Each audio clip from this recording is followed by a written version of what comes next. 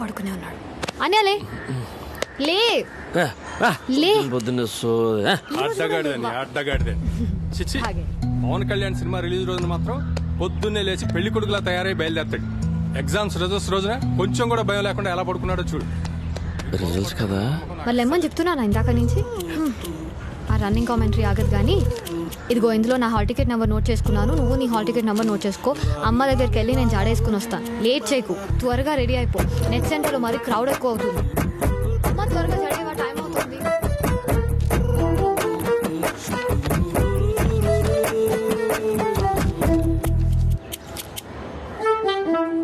ఏందే ఈసారి pass అవుతానంటావా? 100% pass అవుతావు అన్నయ్య.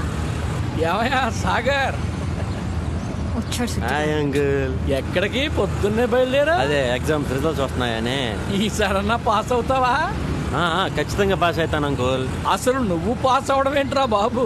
ముక్కోటి దేవతలు తల్లకిందులుగా తపస్సు చేసినా నువ్వు పాసు కావు కావు కావు. ఇది మొహం చూసాం కదా, ఇంకేంది పాస్ అయ్యేది నా బొంగు.